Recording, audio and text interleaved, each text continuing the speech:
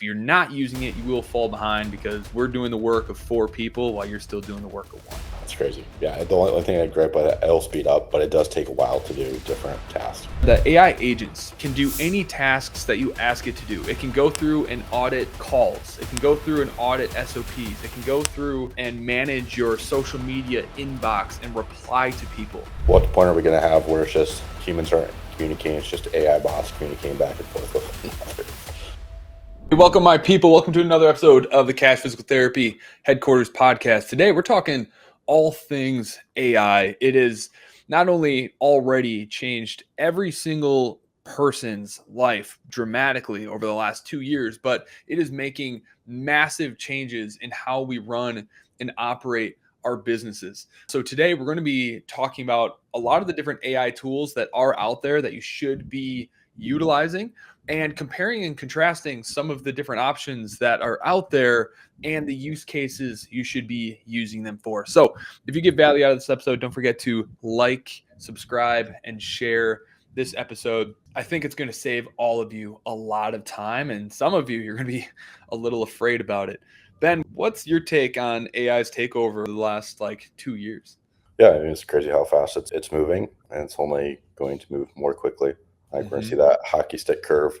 It's already starting to happen. And we're just how fast things move. But yeah, what are your thoughts?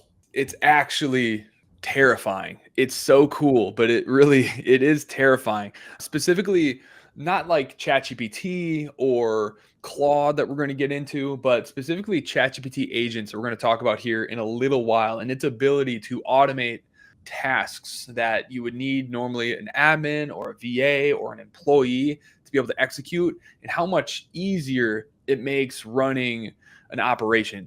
Like, how many times have you ever wished that you could clone yourself? Yeah, all the time.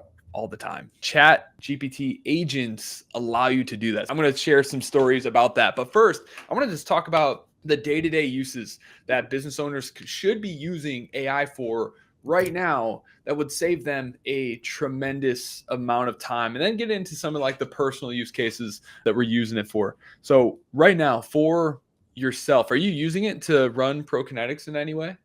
Yeah, one thing that we just started doing is I actually created a customized GPT around communication with regards to, we have a patient that's upset, or we have a patient that responded to our check-in emails after discharge that they're feeling great, or they're like, hey, I'm feeling about 90%, still having, pain with longer runs. The PTs, if they're not sure how to respond, can copy and paste that email into the GPT, and it'll tell them exactly how to respond, right? So if they're saying that 100% on check-in, great. Now we need to ask for a Google review. Here's how to ask.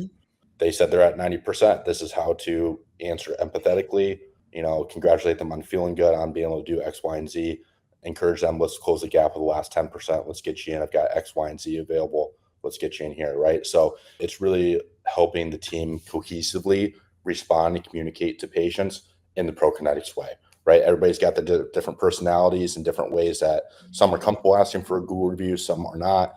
This just gives them a way, I'm not sure how to ask. So it helps with communicating cohesively as a group, because we've just seen all over the board on how some practitioners respond compared to others. We've got 15 practitioners now. Everybody responds and communicates a little bit differently, which is fine. Everybody needs to be their own individual person, but we need to be able to achieve the end result, right? So That's something that we've rolled out in the last month. That's been huge for us. Right.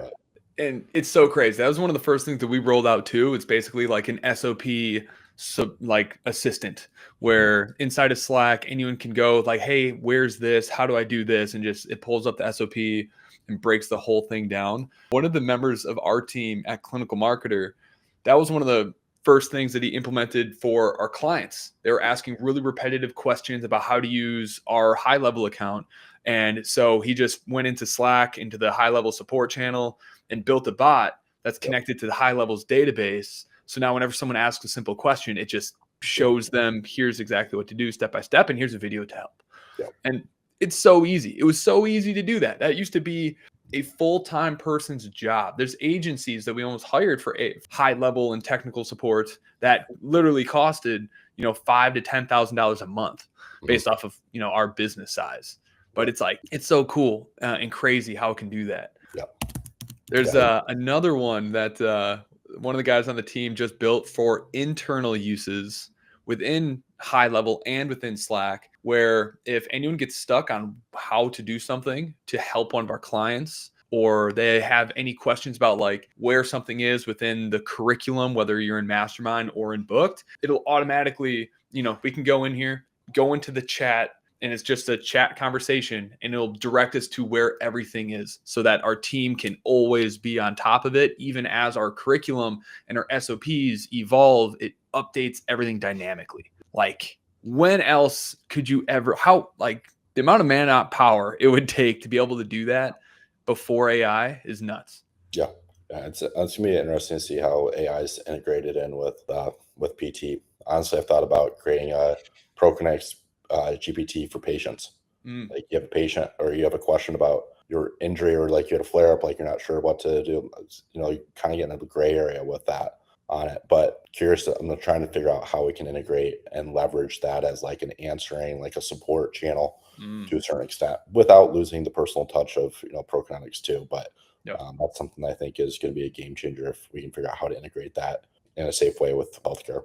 Yeah. Do you mean like analyzing the like objective data that is pulled and then helping curate like the right treatment protocols and that sort of thing? It's more so like field. We get just like a lot of common questions. So we've tried to mitigate it. Like we send this post eval email about like, hey, if you have a flare up, it's normal to have a little bit of, increase in pain and stuff like that. But we still get people that respond like, hey, I'm having an increase in pain. What should I do?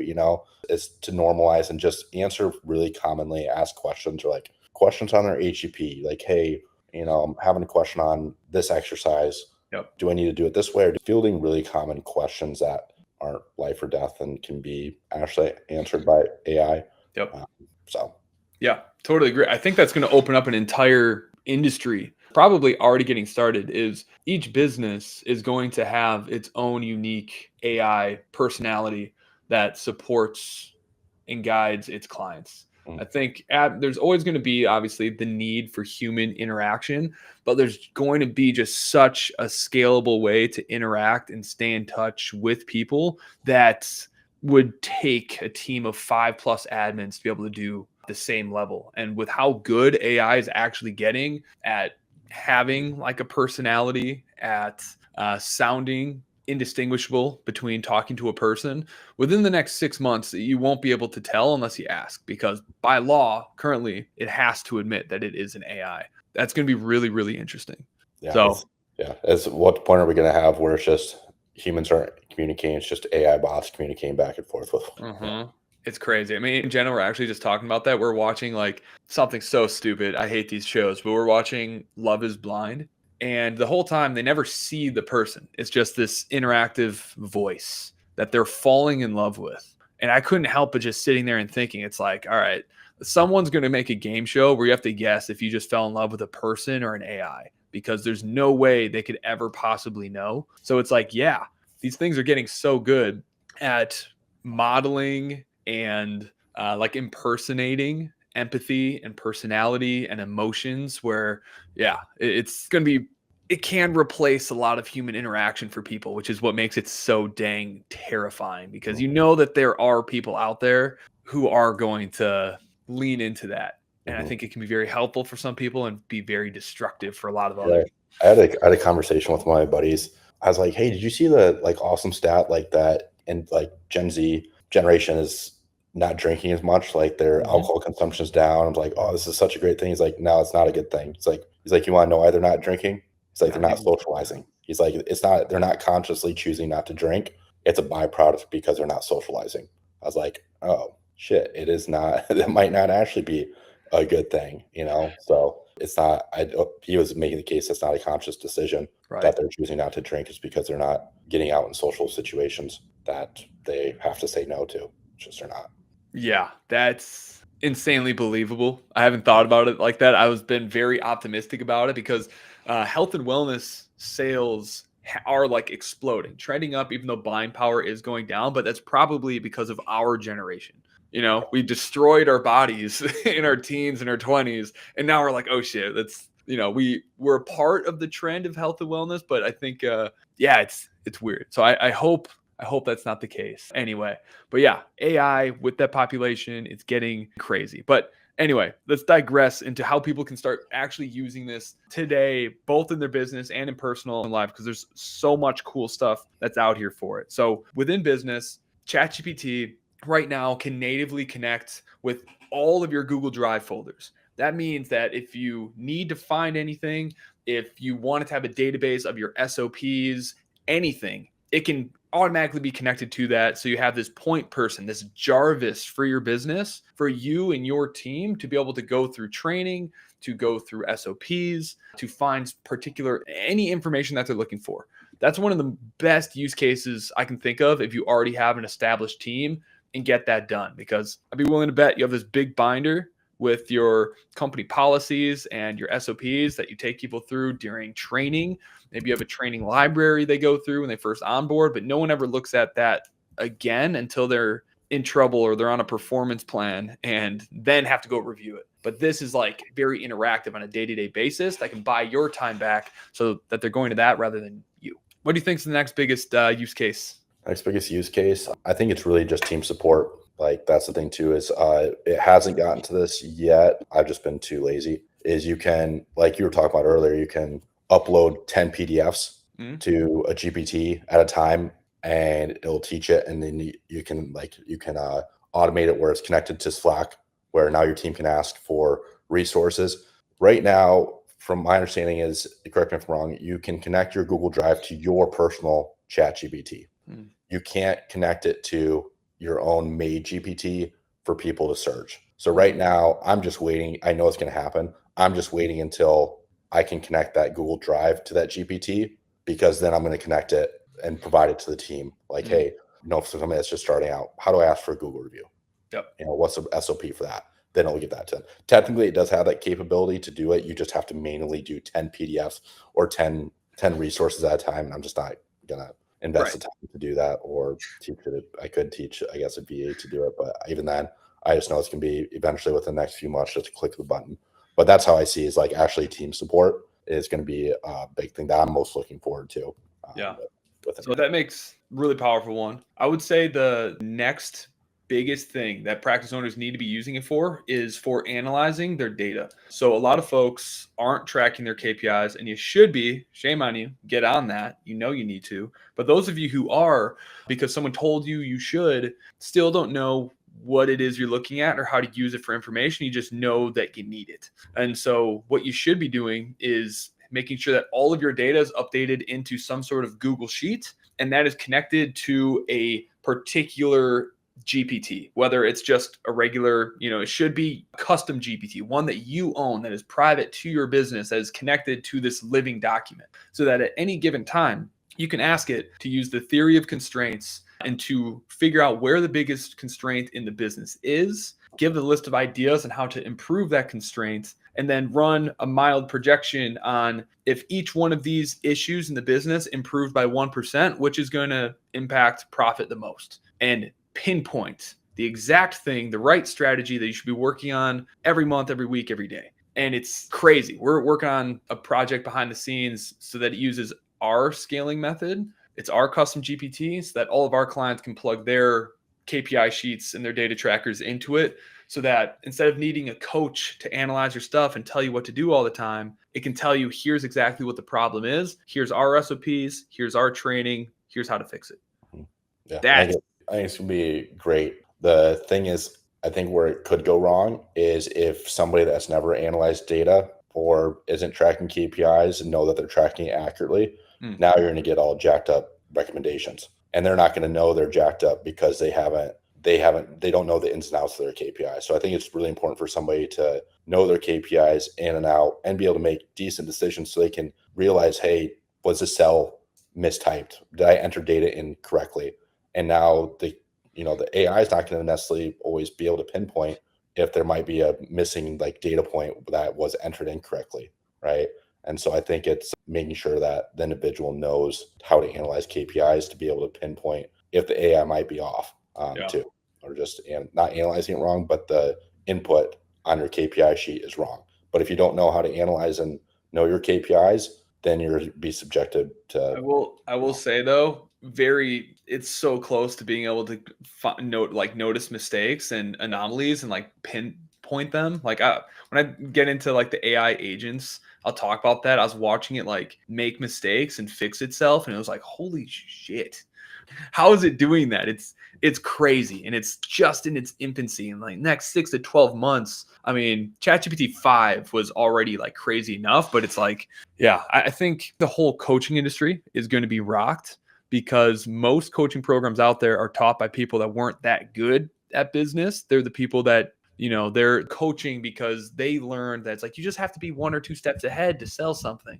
And I think all of those people are going to get demolished because there's going to be AI programs that are niche specific that can do what they do, but with a higher level of support than that coaching program is capable of doing. I think that's how it's going to change the coaching industry. I think it's like if you don't have either a really big team or a really good AI, I think that's going to replace a lot of like the need for like one-on-one day-to-day coaching that's required instead of like these big group coaching calls. It's going to be like, no, go work with your AI, comb through the data, and it's going to point you towards, instead of just going through the course curriculum, it's going to point you towards the training you need when you need it. That's my prediction for the coaching industry. Yeah, I think you're right.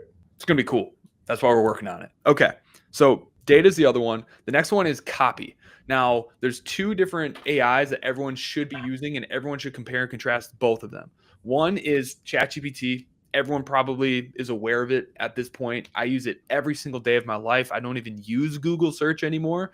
I use it for everything. Like if I'm in the grocery store thinking about buying a new product, picture of it, ChatGPT, tell me about this. How is it rated? Is it safe or healthy? I use it for everything, especially for whenever I'm writing ads, copy, VSL scripts, coming up with ICPs, ideal customer profiles, which I compared and contrasted for ProKinetics today. So I wanted to find out. So ChatGPT is the most popular one, but Claude AI is insanely good as well. I listened to a podcast that convinced me to give it a shot, as well as our client success director, Sheila, and both are nuts. And so I wanted to figure out which one of these is best. Both of them are free. You can use both of them. And so I had both of them come up with an ideal client profile for ProKinetics to figure out which one's going to be better. And I will say that Claude is way easier to use. Like when you go on ChatGPT and you ask, what was the exact question I asked? I said, help me create an ideal client profile for my business. That's all I said. Now, Chat, it tries to be as helpful as possible and gives you like all of this like extra stuff. It really just gives you, here's the outline of an ICP, fill all of that in. Whereas with Claude, it asked me 5 questions and I really tried to like give it as little information as possible. And the output is just night and day better than ChatGPT. But I did take both of them and I had the 2 compare them and say, which one of these do you think is better based off of ProKinetics website? And it was interesting what they found. It said ChatGPT, its ICP was much better for internal use and strategic vision on like, where are we going to go as a company? Whereas Claude was much better for marketing purposes. And reading it, you can tell like the language it uses is way more elegant. It's way more punchy. It's written like marketing copy. And then to do the final test, I had both of them write an ad for a $97 shoulder assessment, and Claude was insane. And it's crazy that it's a free tool. So if you're a business and you're trying to handwrite your own emails, you don't have any lead nurturing systems, you don't have a new subscriber sequence, you don't have a new patient onboarding sequence, you don't have a retention sequence for mid-program, go to Claude. Have it create an ICP, an ideal client profile for your business, and ask it to help you write those 3 sequences. Would it be able to do, because one thing I've got on my to-do list is revamp our newsletter and redo it. Would that be something that I could do? Like I like Hormozy's like 1 minute or something like that, and using that as the same framework and all that. And would it be able to spit out like, we want to send out a newsletter once a week? Right now it's bi-weekly. And would that be able to write an entire sequence for like an entire year? You'd have to give it information to do that, but yeah.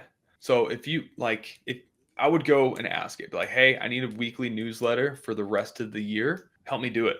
It would prompt you, here's the information I need. I'd be really curious to see what it puts out, because its copy is insane. I had it write those $97 voucher ads. Both actually turned out pretty good between ChatGPT and Claude. Claude is a little bit better ChatGPT is a little bit more generic, where it's like it's so obvious that it's AI because it has all these freaking emojis, and I don't even know what those like little lines The are. M dashes.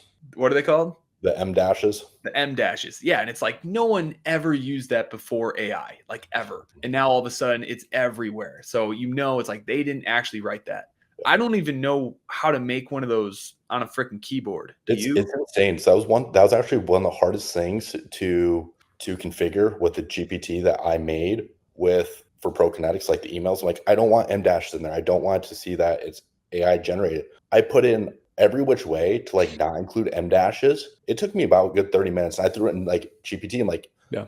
I use these instructions. You're still spitting this out. How can I prevent this? Like, and it just gave me all these different scripts. And finally one worked, but it's just like, I was like, absolutely never use M dashes ever. And then it's Yeah. like, why is this not working? And GPT like spit out like another instruction. I plugged that in there. Mm-hmm. Still wasn't working. They're still spitting out M dashes, like still spitting out. It did that 5 different times. Finally got it. But I'm like, why is it so hardly programmed into the software to do that? I've never understood it. It's too grammatically accurate. So in like our brand voice guidelines that I've created a doc for, so that when I am using it to write copy, like it always has our brand guidelines in there, and it's basically like make it rough around the edges. And I had to use like language like rough around the edges, not perfectly grammatically correct. So it seems that an imperfect human actually typed this, and that's when I finally got it to. It's not perfect, but there's fewer of those. When it does, I just say, this is great, take out all of these dashes, and then it does. So haven't gotten it perfect, but the brand guidelines have definitely helped with that. Okay.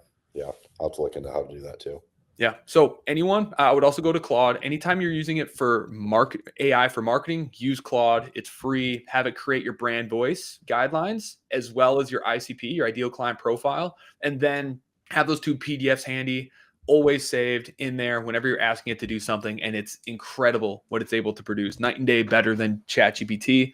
ChatGPT is more of like a technical logistics strategy thing. Claude's definitely built for writing, without a doubt. Okay. Yeah, I'm gonna check that out for the newsletter. Okay, I saved the best for last here. Okay, using AI for delegation. Okay, last week or 2 weeks ago, we kind of talked about voice AI and conversation AI, AI that can follow up with their leads, use our brand guidelines, our brand voice, our talk tracks and scripts to basically book leads and reactivate patients and turn them into booked calls with an admin or a provider. It's absolutely insane. I was watching an ad from the company Simple Talk, who's kind of like the leader of it right now. At least it appears to be the most popular at the moment. And it is unreal how good their voice AI is. And it does do outbound calls. And so we're testing it here at Clinical Marketer, having it tested out with a few clinics, but it's absolutely ridiculous. And what it's going to be in a year. You're not going to have to outbound dial any leads anymore, which is going to be interesting to see how Apple and Microsoft's and Android devices kind of respond to now having a 24/7 follow-up sales machine that doesn't get tired, that doesn't work business hours, that has nothing better to do than to kick down your door until you unsubscribe or buy something from them. So not sure how that's going to change things, but little gap. It's going to be a really, really exciting time, and it's going to change a lot of things for practices for sure. Yeah, I think it's going to be interesting on how the employment landscape is going to change for sales, and are people going to let people go because now they have an AI to do it, but then the restrictions are cracked down, and then now it has to be a real person to do these outbound calls. Now you have to rehire, and like, how does that all work on it? Yeah. Because it just sucks that restrictions and stuff can change. I get off the tangent, but like that's the thing. Like Airbnb used to be a great market for real estate investors, and now it's very slim. You can't do it in the cities anymore because restrictions, and there's just areas that you don't want to invest in because these restrictions can slap down anytime. You have no idea. And same thing with AI. Like you just don't know how is the game going to be changed in a way that you can't control it. Right. I think Apple talked about something like this. Like whenever there's an inbound call, it's going to say like who, like something a step above like caller ID. It's going to be like they did that with the new update where you can toggle it on your phone. Like if there's an inbound call coming in to a number that's not saved, it will ask the purpose of the call and who's calling. Yep. And if they don't, if a lot of times, I guess with spam and stuff, they Yeah. just won't say a reason. And so Mhm. it blocks Auto it. cancel. Yeah, it auto cancels it. So Right. there is something already on iOS with the new update. So for this, it's going to be like the next wave is going to be optimizing that message. What do you say? How do you? It's going to be the new hook. It's going to be the headline, the email hooks and ad hooks, but for the phone. But I think the safe way to implement this is the same way that some of our clinics are doing it, where they are only implementing voice and conversation AI after hours. So it's like I think that's a really safe way to roll it out, validate it, make it really, really good, and then when it rolls out, you can start to open it up and maybe split traffic between your admin and them. So your admin's capacity doubles, but you're still like kind of hedging your bets on it. So that's the way I think it's going to go. But aside from that, we're going to probably do full episodes on that the more we tinker around with it and figure out the best ways to use it for practices. But AI agents, this is a tool by ChatGPT. I believe you do need to have the pro account. So I think it's like 40, $50 a month in order to have this, but it is insane. Let me tell you what this can do. The voice or the AI agents can do any tasks that you ask it to do. It can go through and audit calls. It can go through and audit SOPs. It can go through and manage your social media inbox and reply to people. It can audit all of your data, create reports, and then distribute it across your entire team. Any SOP that handles a repetitive task, even like some pretty unique, non-repetitive ones, it can handle. To give you an example, what I had it do was I asked it to go through every single Zoom recording we have from our masterminds group classes, group sessions, and analyze and collect all the frequently asked questions, and then go and watch and review the entire mastermind course curriculum, all of the guides, everything, and find the gaps between frequently asked questions and the trainings that needs to be created or adjusted to better answer those questions. It, within an hour, audited every single video we've done in the last year for both the live group calls as well as the actual mastermind, and then gave recommendations of here's how to improve the course curriculum, here's the order that it should be in, here's the deliverables that should be added for each and every one. That used to be a task that would take my team a month, and it did it in an hour. So what it does is it creates a virtual machine on your computer, which means it can run in the background. You can keep using your computer while it does this, and it can do advanced tasks. Like I gave it a Canva template and I said, hey, I need this document redesigned using our brand colors and in our own brand voice. And in 30 minutes, it created this beautiful Canva PDF document with all of our information. Again, that's something that you'd have to hire a VA or give something you have to do personally after hours to make something like that. An AI agent can do it while you're working. So now you can literally clone yourself and work on multiple projects at once, but you're not the one doing it. It's the implications are going to be pretty insane. Like the VA industry is in trouble because this thing can handle a lot of what an admin or an executive assistant can easily do. Max asked it to program a web page that runs a survey and a quiz that we run traffic to with ads on Google. Like we're doing it for you, Ben. That page, we're testing out something with Google Ads where it's driven to a quiz that, based off their responses, recommends something else as well as to book a call with the practice. It's a big, fancy web page. It's really cool. We asked the agent to build and code that web page specifically for that purpose, and it was done again in like 10 minutes. It's crazy, and I think a lot of jobs are kind of in danger because of how effective AI agents are.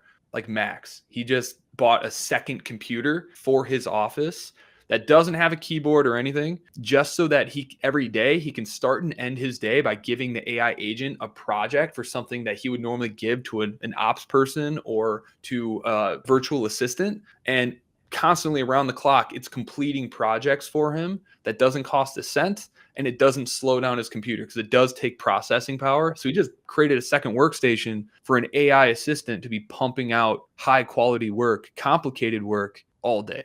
That's crazy. Yeah. The only thing I gripe with it, it'll speed up, but it does take a while to do different tasks. Yeah, it does. That's one thing. It does. That's why Max just got a separate computer because now he can just Overnight. let it run all day. Yeah. Right. Like if you're bad with Zapier, we had one of our ops people couldn't figure out how to connect two systems together because it's pretty advanced with Zapier.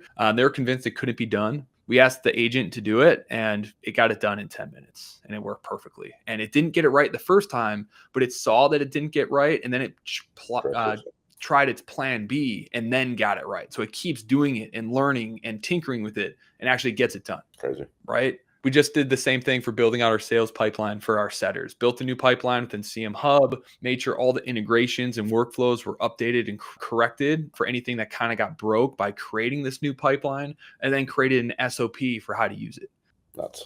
Nuts. So all of this can work in the background on your computer while you're with a patient, while you're going through your notes. It's something that can run 24/7 around the clock as long as it has a task to be run. Yeah. So check out ChatGPT agents. That is going to change the world in a pretty big way. And if you're not using it, you will fall behind because we're doing the work of 4 people while you're still doing the work of 1. So we'll have more talks on leveraging AI in your practice. Ben, do you have anything else to add? No, I'm just excited to see where it goes. And I think it's going to really differentiate the practices, and I think I'm really excited about it because we're something we're going to adopt. And there's a lot of clinics that I know, especially the older clinics, they're not going to adopt this, like these mills, they're not going to adopt it. It's just like, these are things that just aren't, it's just going to make the difference between my practice and these other shitty practices, even more evident that they're very different. It's a new era. And one pro tip for the guys out there, if you're bad at planning dates, you can ask this ChatGPT agent, tell it all the things that you two like to do together, and then it'll plan out an entire quarter of dates, and it'll actually go out and schedule those reservations for you, order the things that you're going to need for that date, all for you. You just got to ask it, here's what we like, plan out these dates, order the reservations, and send me the itinerary. And it does all of that for you. I hope Jenna doesn't listen to this replay and knows all this. I think she knows and appreciates it. Yeah, wow, things are a lot more type A around here. What's changed? Like, what's happening? It's like, is Ben planning our dates now? Is that? She'd probably appreciate that too. I love it. Awesome, everybody. Hope you enjoyed this episode. Don't forget to like and follow. And if you ever want help growing and scaling your cash-based practice and implementing AI into your business, go to clinicalmarketer.com, apply to work with us, and we'll get on a call, audit your practice, what it is that we could do over the next 6 to 12 months to help you build the practice for your dreams. Later, everybody.